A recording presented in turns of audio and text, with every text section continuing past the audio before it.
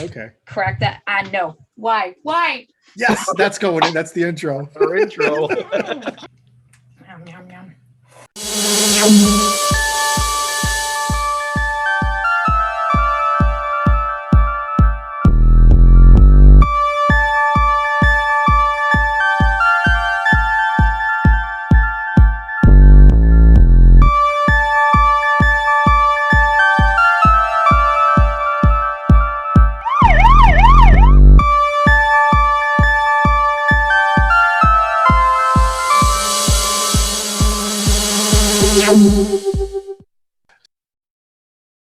All right, I am. If we're ready, I probably could almost grab another beer at this point.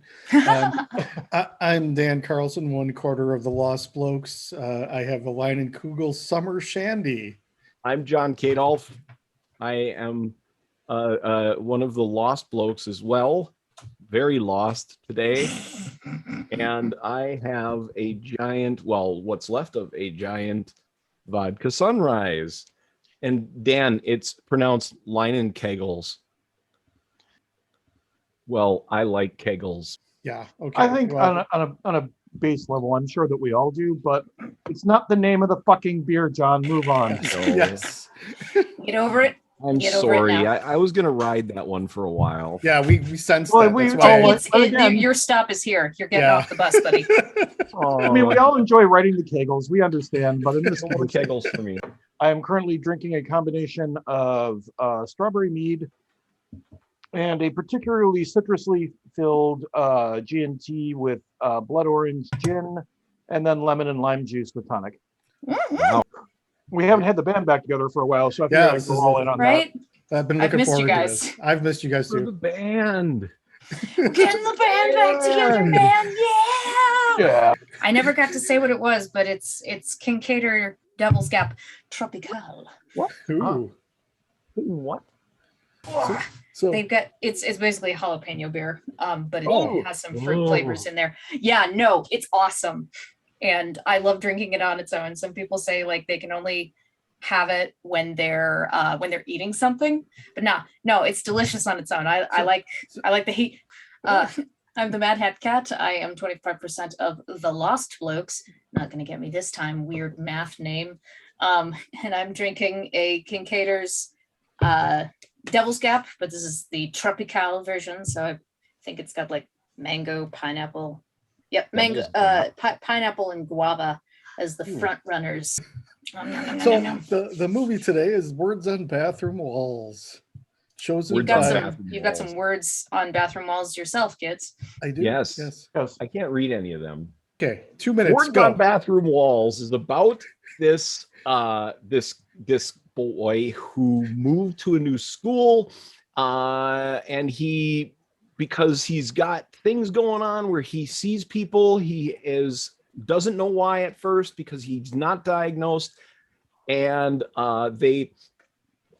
he has a girl in his head, he's got a gang in his head, and he's got a sleazeball in his head, and they all help him with like fun things in life. Okay, so the girl is like the hippie, and she tells him, you know, when to chill and when to leave, and she's really nice and sweet, and she's really pretty, and then he's got the gang, and the gang defends him against everything with baseball bats, and he has a couple other guys that do baseball bats as well, and then there's the sleazy dude, and he is like the one who is like the guy that tells you to do things that you shouldn't, and you really think you should because you want to be like him, at least kinda, but you don't because it's a bad idea. Anyway, so he meets these people at this new school that he got sent to,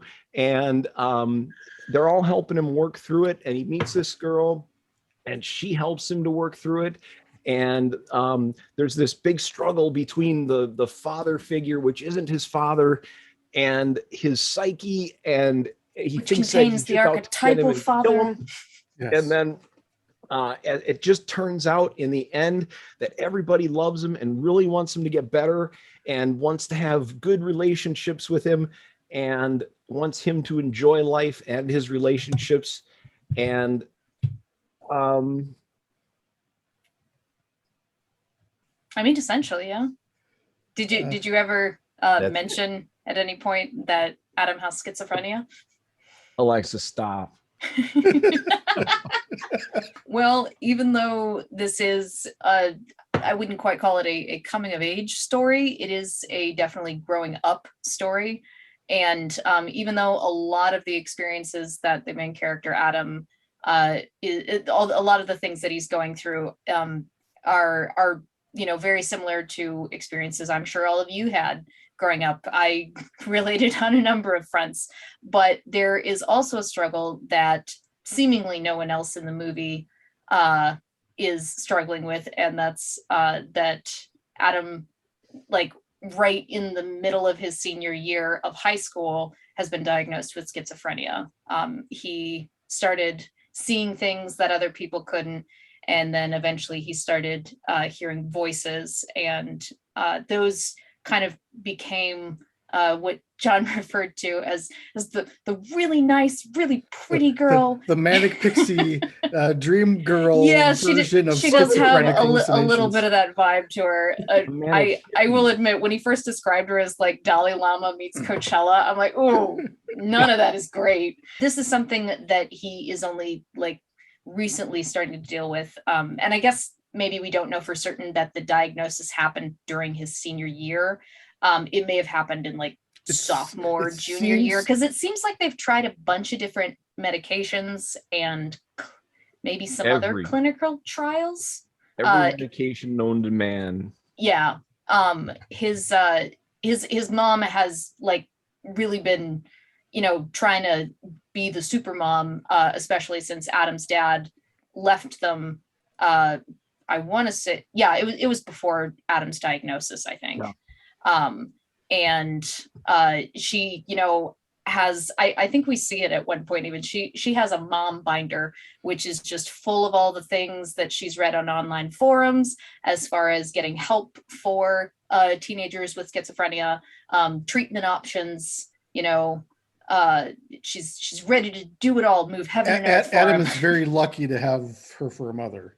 His mom's nice. She does, like, she is like very supportive of him and is really willing to go to bat for him.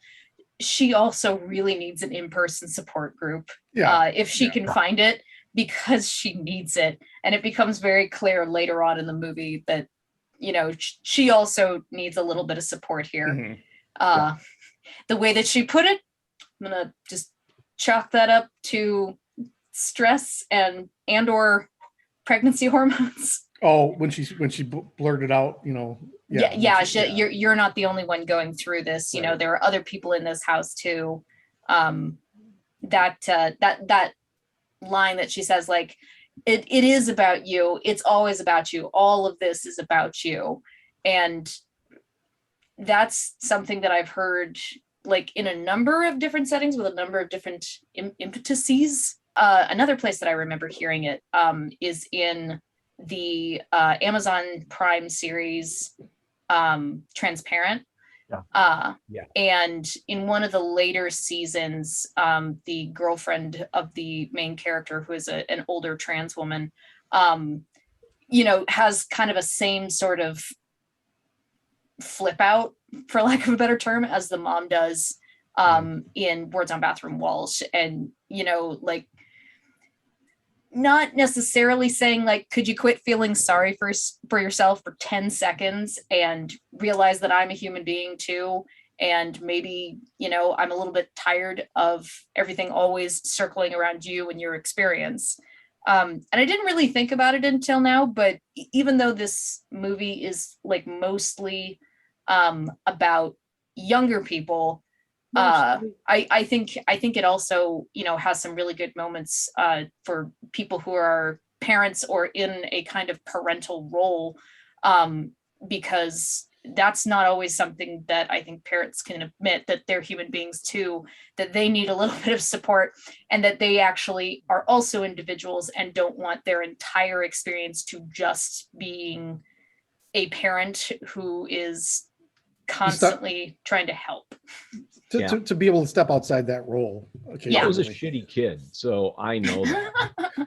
You know, I was a really shitty kid. But Right. We all grow up into somewhat shitty adults, so we're working with it. I like to think that at least nowadays, I'm a little bit more entertaining to those around me than just being a shit. I don't think you're a shit, John. I think and I do say you're entertaining. Well, thank you for that too, Dad. That's all he wants. Yeah. Dave and I mentioned it in the last, we did sort of a B-roll filming kind of thing of this, and we were talking about one of the, so this, I love the movie, but I have issues with it. One Okay. of the issues I have with it is that it's named as schizophrenia in the movie, but it doesn't really play out the way schizophrenia typically does as described by schizophrenics. And I've actually, there's a scene early in the movie where he has his psychotic break where it turns into a scene from Twister. Oh, yeah, Everything's yeah, flying yeah. around. It rang false to me. So I thought, well, I'm going to check to see what actual schizophrenics feel about this. So I looked up some stuff on YouTube, and there's actually this podcast called Schizophrenics in the City or something like that. They actually really hate this movie because they feel it misrepresents their condition. But Right. Yeah, as it is presented, it doesn't seem to have the features of schizophrenia. It seems to be more in line with dissociative identity disorder and multiple personality kind of Well, thing. and that is something that like I was already ready for, because pretty much every instance of schizophrenia that I have ever seen portrayed on film or in television has been like one of two things. Either they are like extremely unstable, and as you say, it has kind of the trappings, the visual representation of what's probably more in line with DID. Oh, come on, brain, where'd you go? Oh, or you're the guy at the back of the Where bus did you go, Dan? rocking it back and forth and, talking to himself. And everybody around them being incredibly uncomfortable. Like it's a lot of times played for laughs, which is not great. Like basically, laughing at the schizophrenic homeless guy. It's not a great look. I think so. I think for me, the movie is really good and works on an emotional level.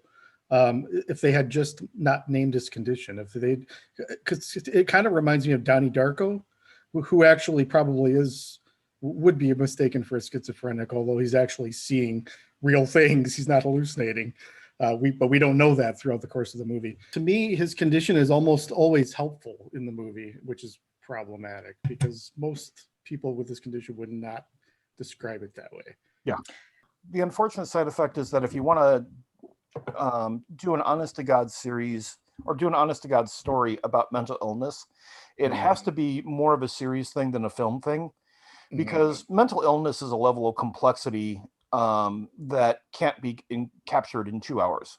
Right. Even something as relatively simple as a concept as depression, the impacts of it and the way that it hits your life, one tends to feed the other pretty hard. And so watching the impact of it, doing it in 2 hours feels like one long episode of misery porn, whereas doing it in a series makes it a bit more, it gives a contextual element of why these things, maybe not so much why these things are happening, but how the context of your life is changed because of depression. So it's the guy who literally just took his antidepressants half an hour ago. Yeah. Me too. Respect. So I think that when you're trying to make a film about mental illness, it suffers from just the same sort of thing when you're trying to, encapsulate an 800-page novel in 2 hours. Right. Some things have to be compressed. Some things have to be changed. Elements have to happen so that the story begins to make sense in a context, or else you wind up. I pick on this film just because I do think it's genius, but it's a genius that suffers from. Basically, I know exactly what I want to say, and I don't care if you get it. But Eraserhead. Eraserhead is a brilliant film. People always talk about how that doesn't make any sense, but it makes total sense to me. It does to me as well, but it did take about 2 or 3 times for me to sit down and watch it. to really get the entire He's scared of context having kids. Right.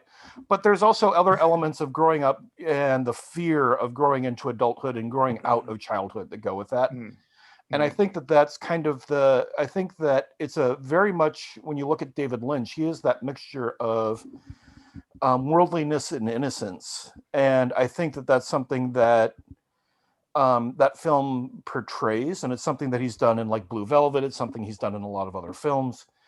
But it's that you can definitely tell that is a very personal film. We're getting a glimpse inside of someone's head. But the problem is that you can take a look inside of my head and you'll recognize about 30% of the shit that's going on, and the other 70% you have no context for. Right. And that's the same thing if I did that with any one of you. And I think that the contextual element is something that if you want to make it work in 2 hours, you have to kind of cheat on the storytelling elements. It's almost like if you ever saw True Romance, where the character's talking to Elvis all the time. Yep. But he's not hallucinating that he's talking to Elvis. He's imagining Elvis because it's a dialogue with himself. But that's a person he wants to be like. It's something that. Oh, sorry. Go ahead. Oh, that's okay. I was going to say that, sometimes it is easier to talk to someone than it is to process thoughts, which is one of the reasons sometimes, I'll be sitting here in the basement working with my 3D printer or something like that, and I'll just be talking the entire time, and reasoning with what's going on and trying to answer it. And I was out in the garage the other day looking for something, and I was having a full-on conversation with myself. But it's a conscious conversation. It's not like you're mentally right. No, it was like a conscious. It was a conscious conversation that how can I say this? I was actually having a conversation with my dad, and obviously my dad wasn't there, but I was having a conversation that felt like it would be, a conversation with my dad about what I was doing out there and what I was looking for, and the possible things he would have said to me, had he actually been there. And it honestly helped me reason out what I needed to do to solve my problem with what I was trying to work with, a project I had going. And was I really talking about Dad? No, of course not. But I think that I know enough of my father that I was able to conceptualize that conversation between us. Two parts of your brain talking to each other. Right. Yeah. And, I think that that's maybe the disconnect. I don't know anything about that sort of mental illness, but I'm just posing this as a possibility that maybe that's what that disconnect does, is it allows somebody to actually visualize and hear somebody who there would normally just have a personal conversation within their head about how to fix a problem or something. The difference would be the ability of you to tell the difference between in a technique you're using with your imagination and the experience that a person who is mentally ill is having, where it's foisted upon them. Yeah. On the one hand, I don't want people to like get kind of a rosy version of what the experiences can be like when you're someone with schizophrenia. On the other hand, I also don't want people to immediately think of Split.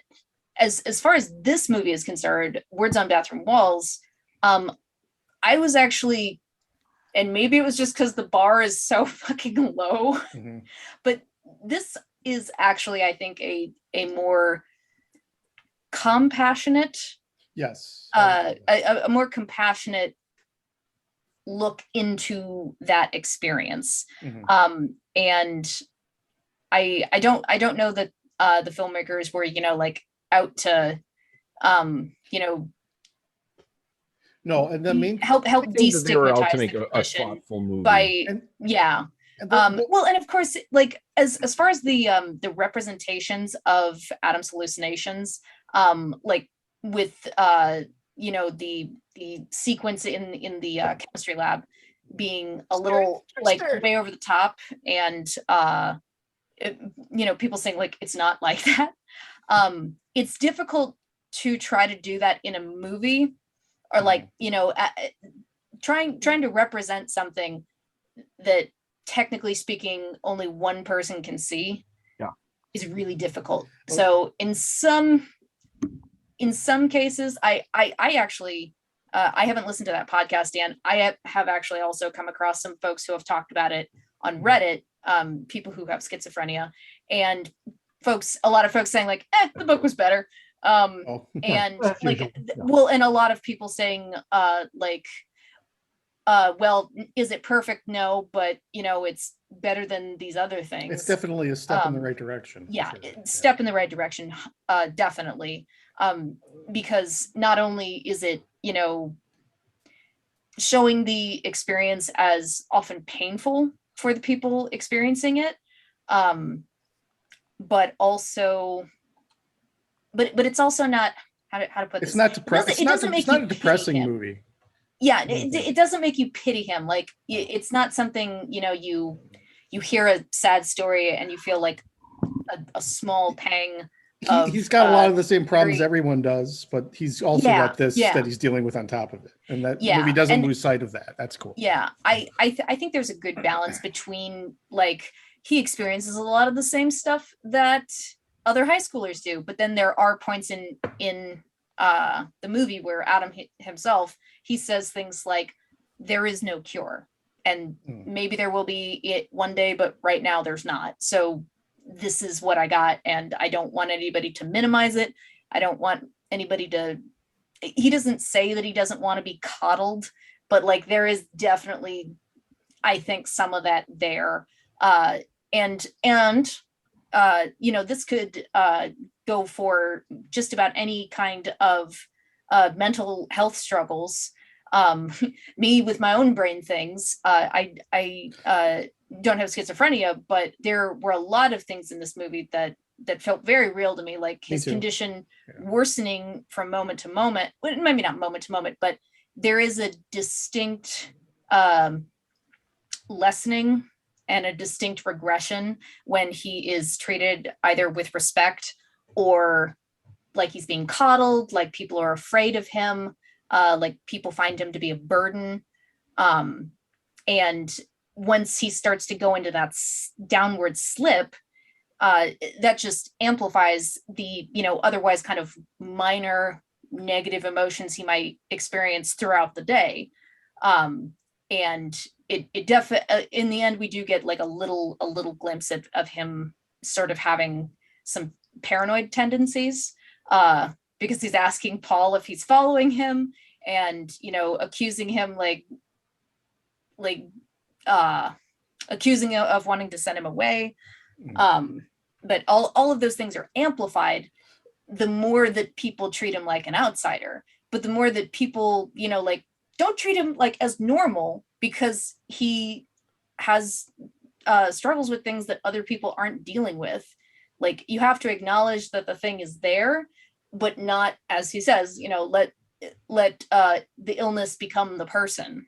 I certainly, I have never experienced, but kind of wish I would, a situation where I'm sitting in someone's office and their hair starts on fire, and then their whole office is burning down around them, and I just get to sit and watch and enjoy. That's kind of what I was getting at, is it shouldn't feel fun, I guess. Yeah, I know, but I mean, the fact that you're saying that kind of underlines what I was getting at. No, and I did love the movie, but I'll get to that too. They even kind of had him kind of sort of enjoying that moment where he's watching the nun on fire in front of him.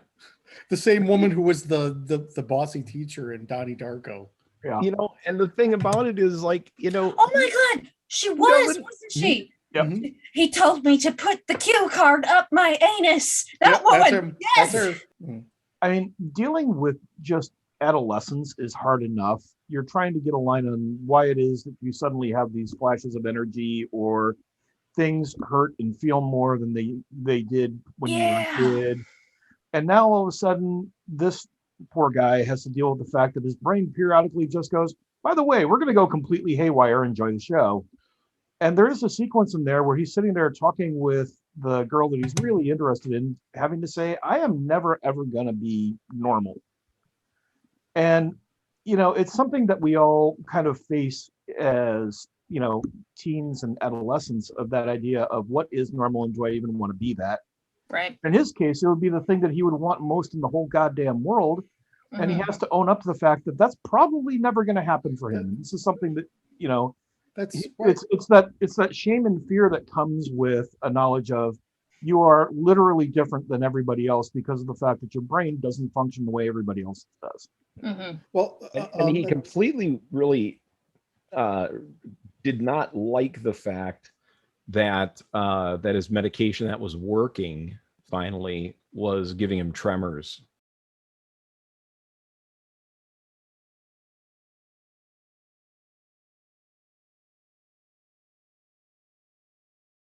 Because and it was affecting his sense of taste. So- that was like the Yeah. last So straw. his- What were you trying to say, Dan?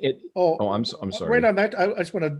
Well, I had something else, but I was going to say to John's point there, cooking was his life, and that tremor was making the very thing that he was most excited about something he couldn't do, and it was underlined by the fact that when he cooked for her at one point, you know, this is another symptom of taste issues. He actually overdid something when he was cooking, and it almost too much choked her to death. Yeah. Too much cayenne. I She wasn't started sure choking.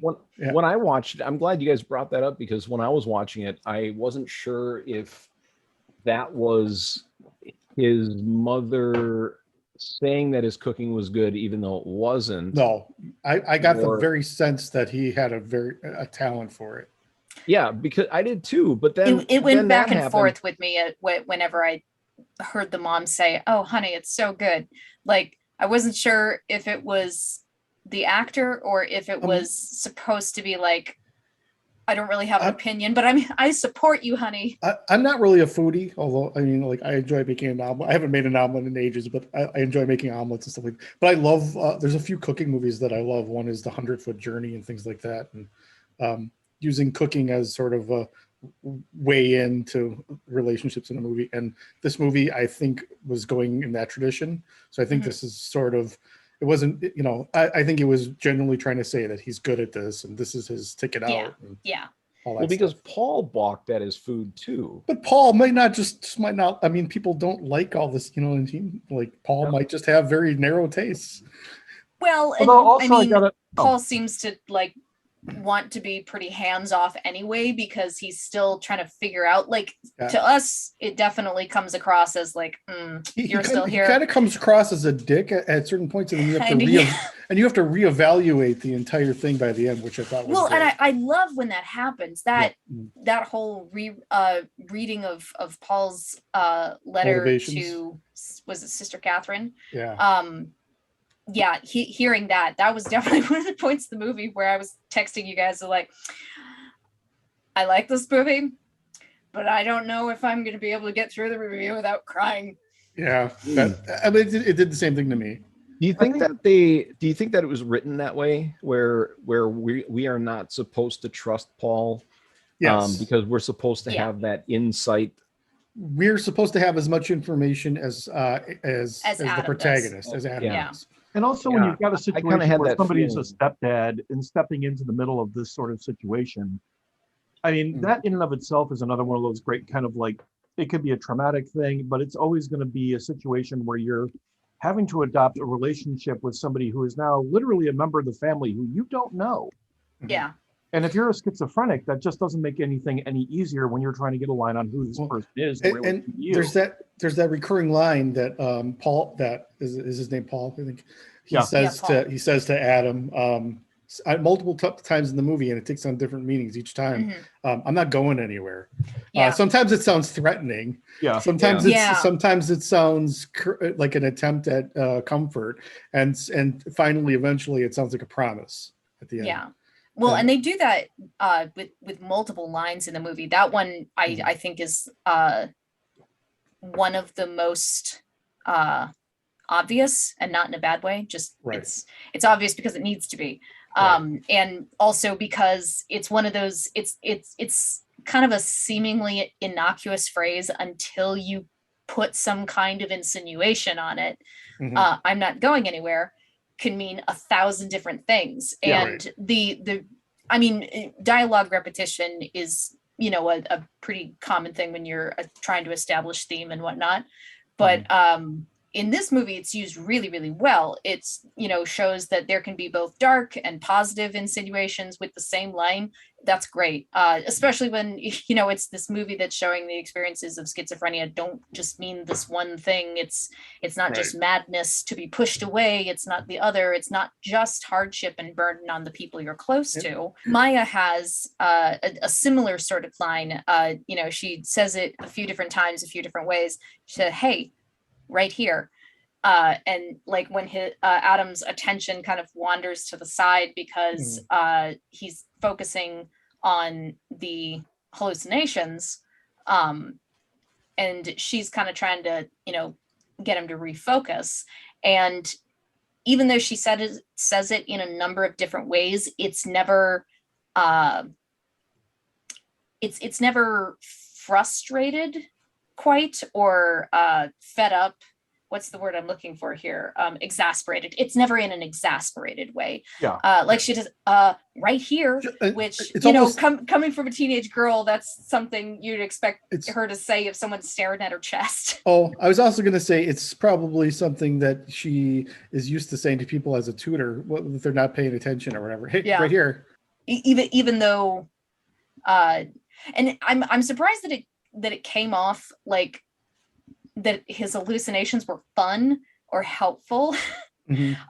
Like occasionally they say some kind of funny things, funny when you're outside looking in, but most of the time, like, and maybe it's just because I also have a very loud brain for different reasons, but I am like, oh no, babe, I totally get it. Like, it's so noisy. Everyone just be quiet. That's why I think this movie plays well to a non-schizophrenic audience, because it reminds us kind of because I think all of us, at least most of the people in the human condition, have their thoughts racing all the time or very often. And internal monologue. People tell me no, but to see I'm not a medical professional. Well, yeah, I'm not saying that as a medical professional. I'm just I'm extrapolating from my experience. But you can kind of get this idea that, you know, like what is sort of like a visual representation of what we all kind of like, oh, I shouldn't do that, or, you know, like so I think it actually would work better for a person who's not suffering from a condition to watch it, because I could relate to it actually quite a lot. Yeah. Well, and on the one hand, I think it's kind of weird for people who are outside a particular target audience of certain subreddits.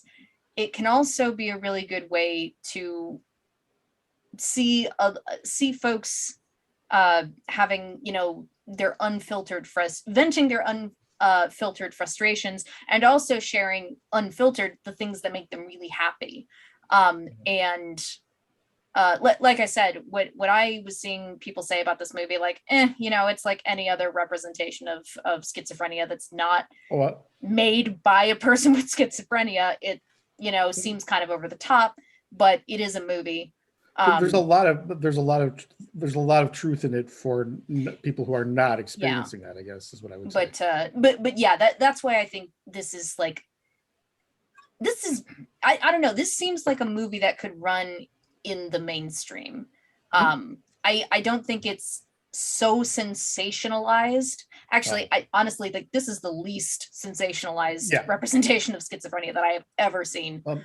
Like even with the special effects pertaining to Adam's darkness, even with that, like, everything seems way less sensationalized than I've seen it in other places. Yeah. Me and Dave were actually talking about that in the B-roll, about how do you condense an experience as vast as this into a 2-hour movie without using some techniques that may be shorthand techniques that would exactly. Yeah. And also a lot of it is just trying to deal with the personal perception of your brain going in 18 different directions at once.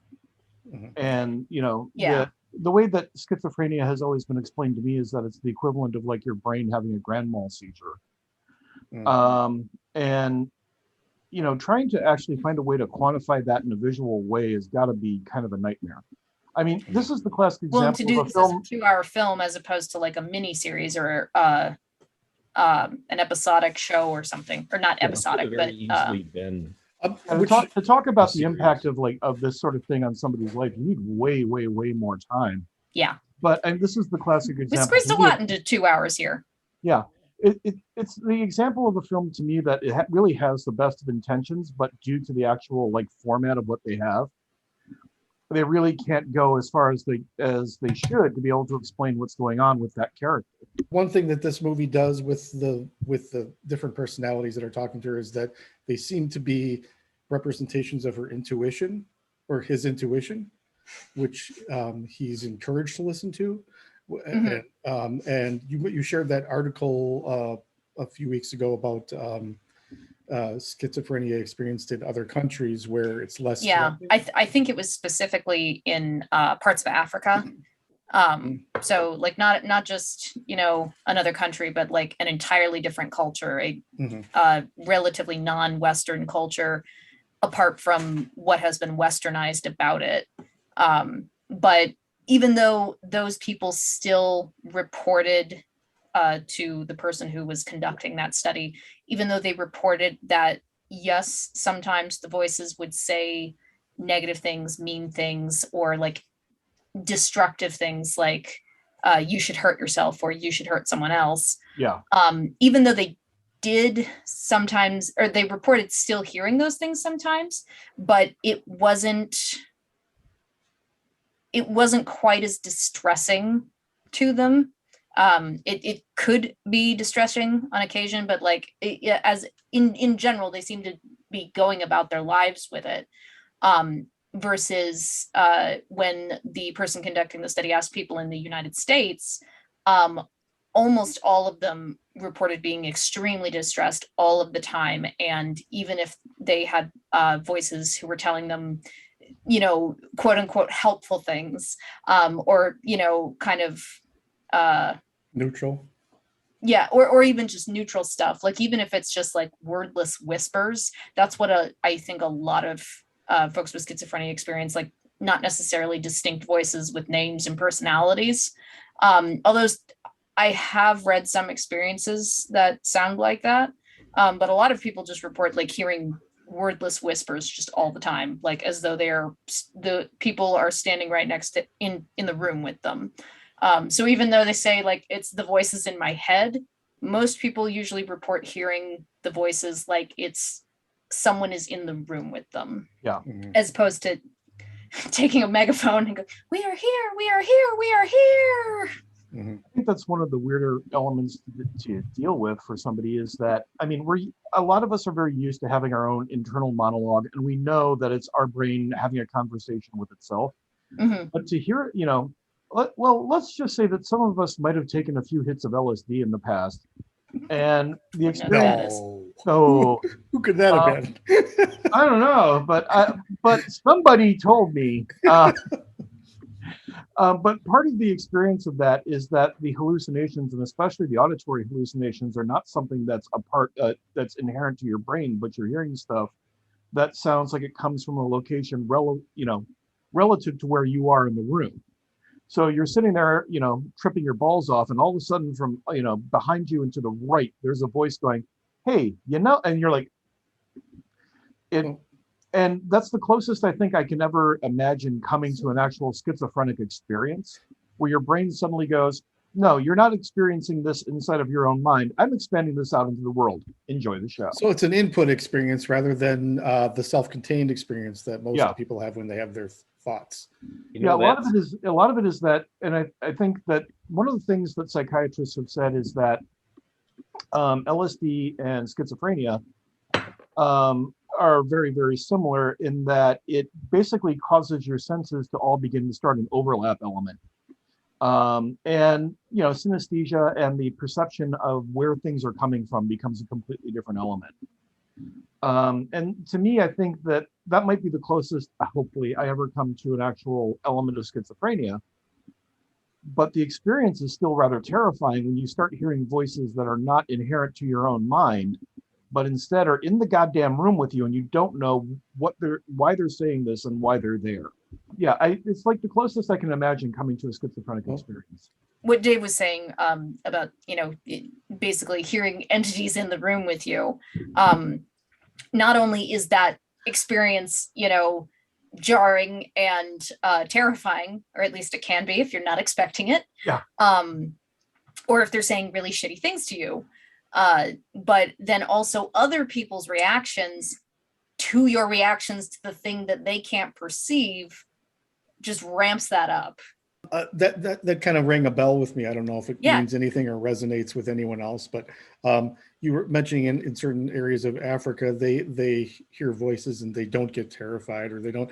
I'm wondering if the environment tells you you're bad, and then you hear voices that tell you you're bad, you're already primed to believe it. Whereas maybe if you're in another country where you see these as maybe the voices of your ancestors or something, and Yeah. you're not primed by your environment to take everything they say at face value. Maybe Yeah, you I have know that maybe there you are have definitely. a little bit of remove from the experience that maybe. Yeah.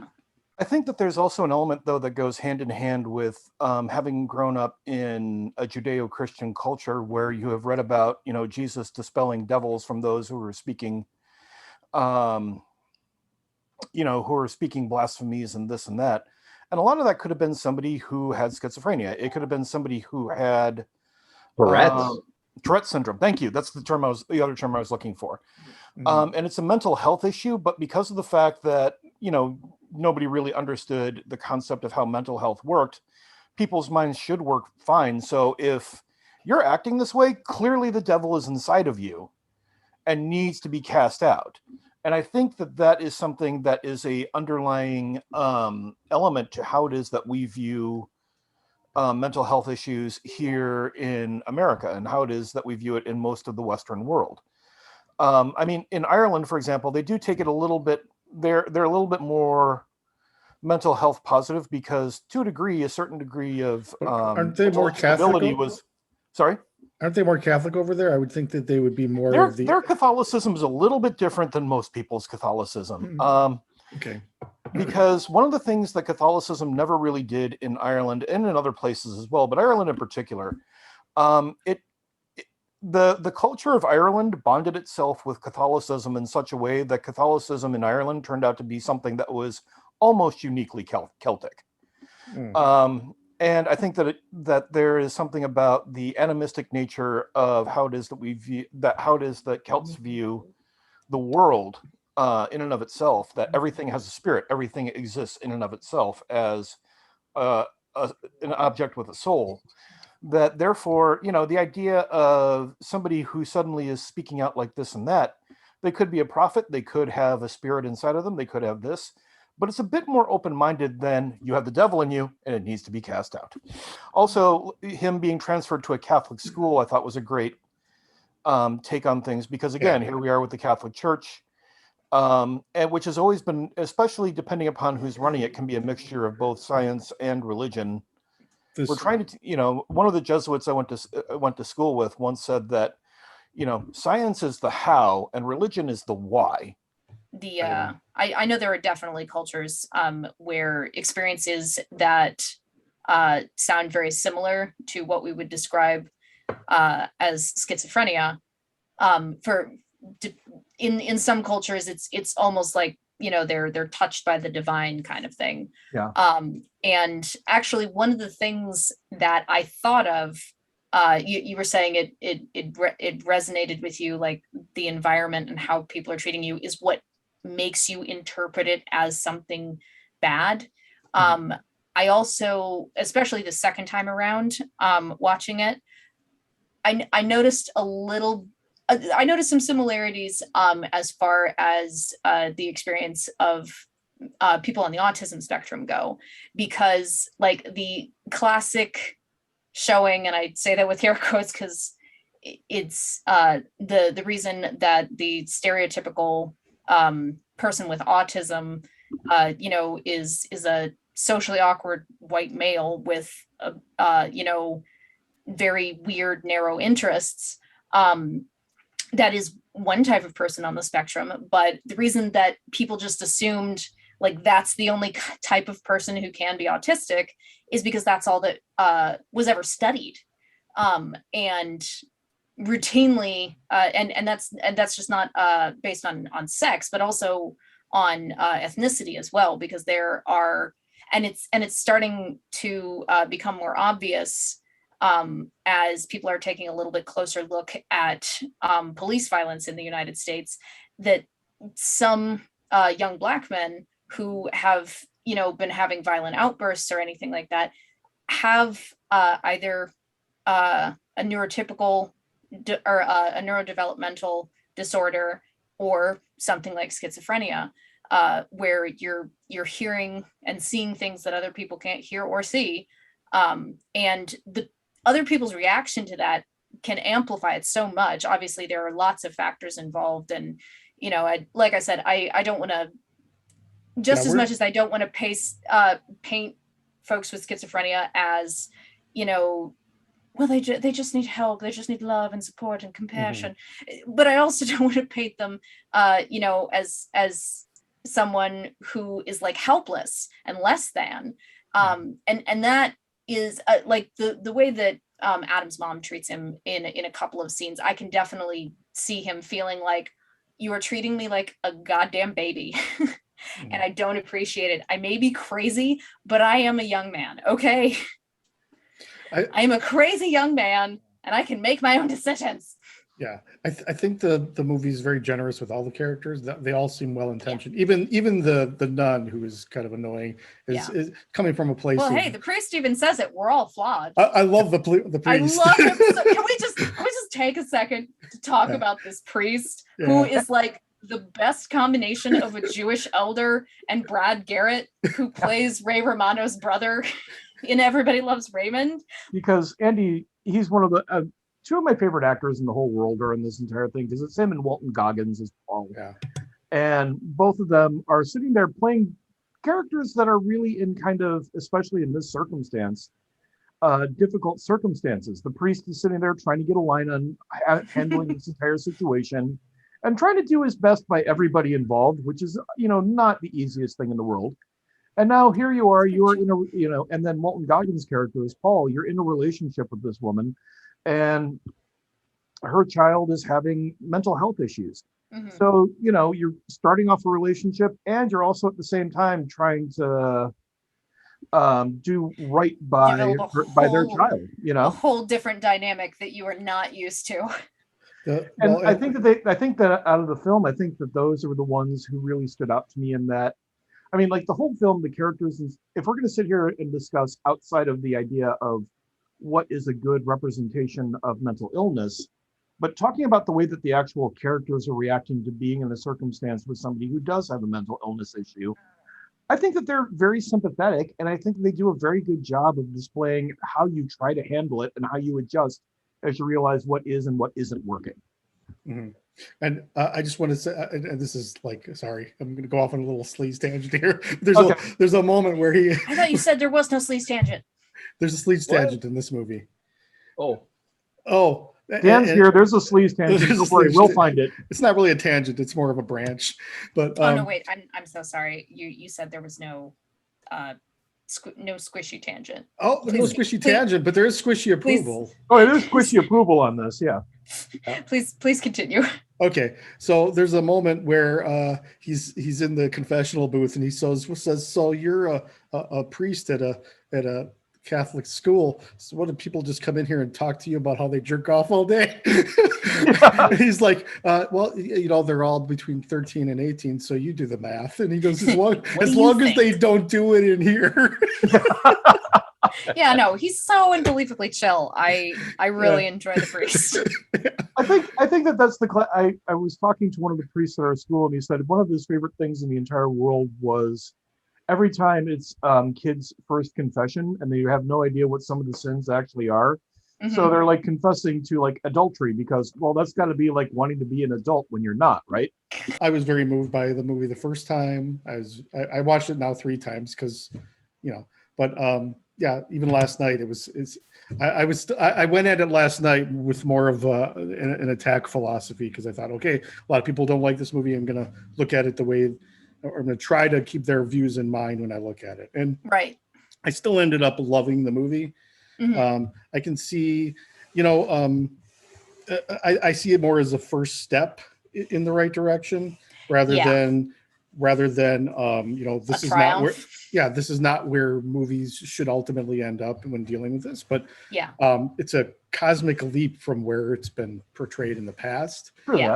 Probably the best movie about anything like this, although it's probably not the best for people to watch if they're suffering from it, is Jacob's Ladder, because it's very. I saw a lot of other of people on talking about that as well. Yeah, it's a very scary movie, but you spend the majority of the movie believing that he's in hell and seeing demons, and at the end you realize that that's not the case. Yeah, but that movie seems to have some moments that really resonate with people who are having those experiences in the darker realms. Yeah.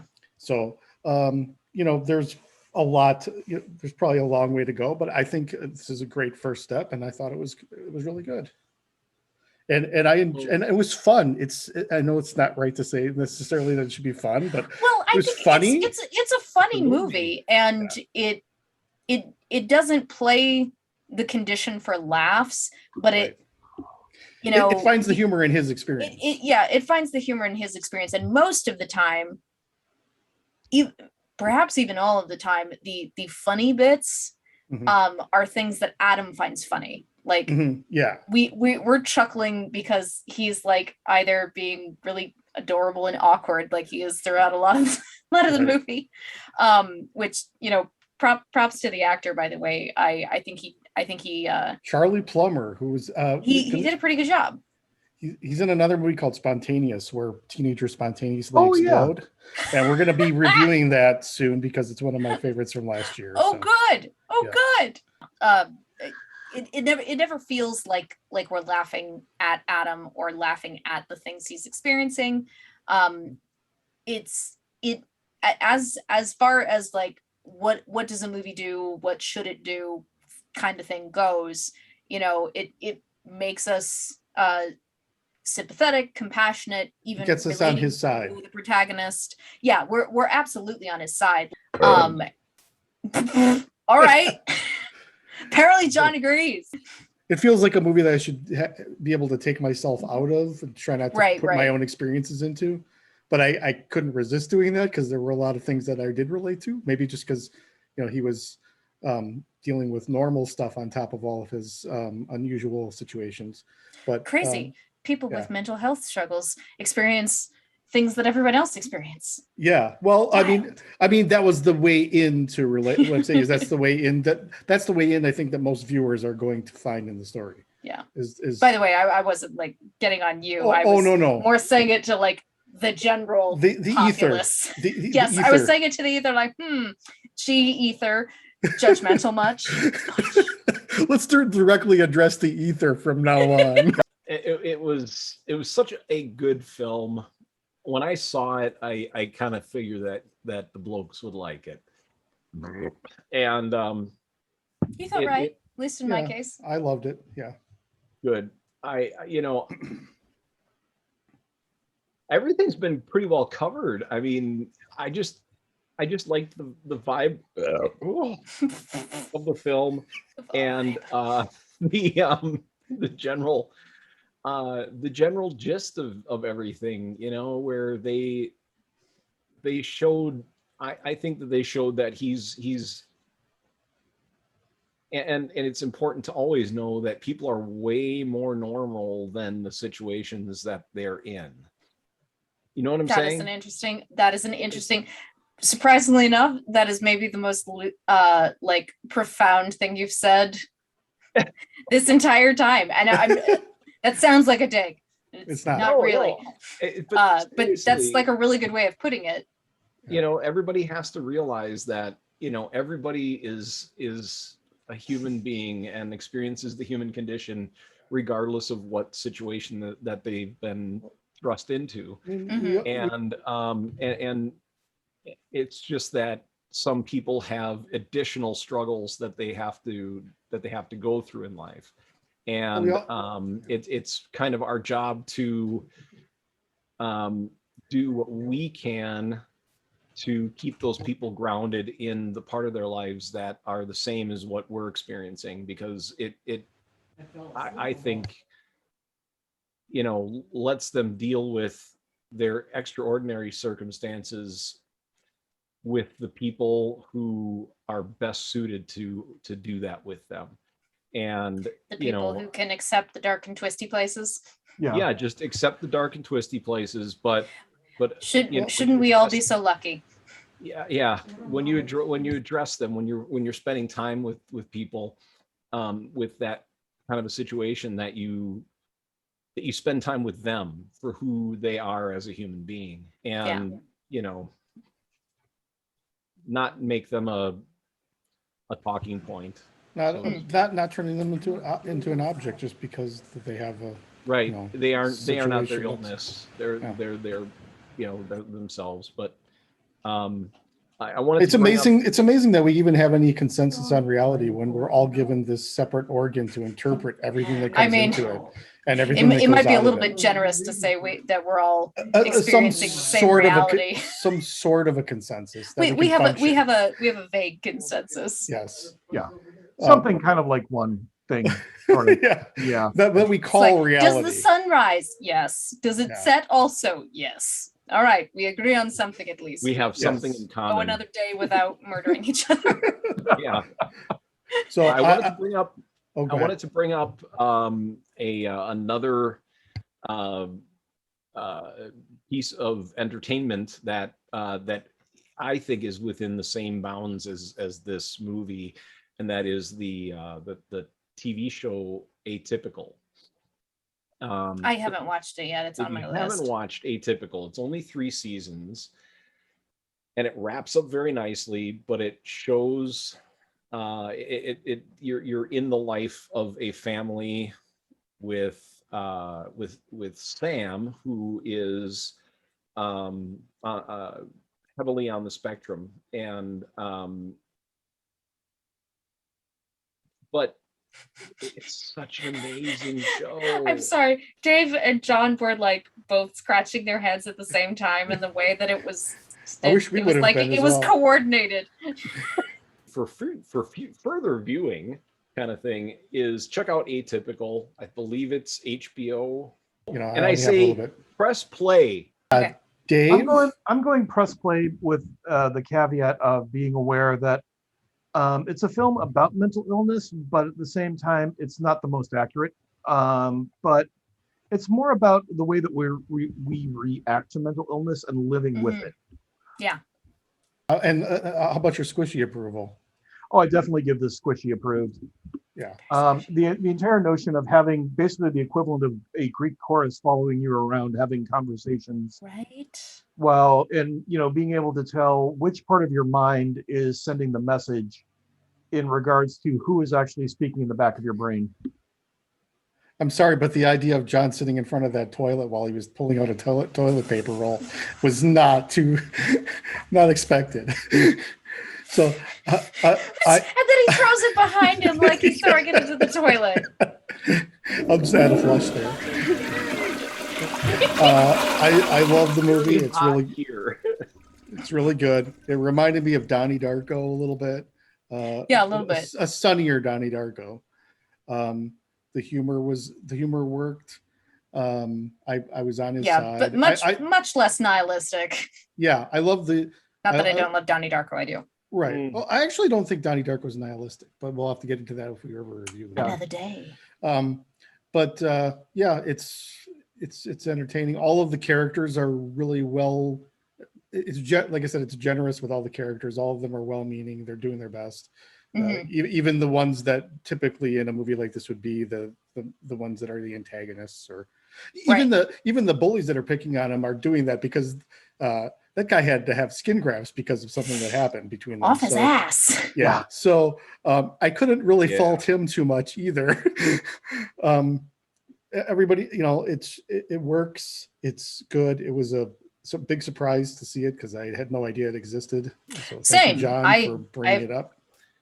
I didn't even know anything about it, and I'm No. kind of surprised. I normally would like be one of the first people to kind of hear this from the underground kind of Mhm. thing. Yeah. So yeah, press play.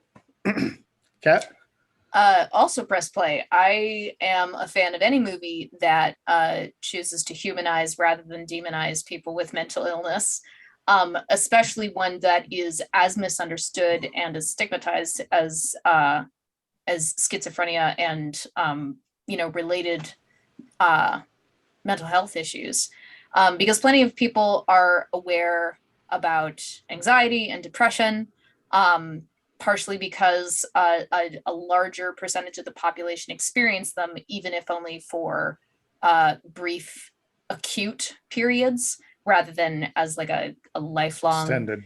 Yeah. chemical brain chemical imbalance or whatever.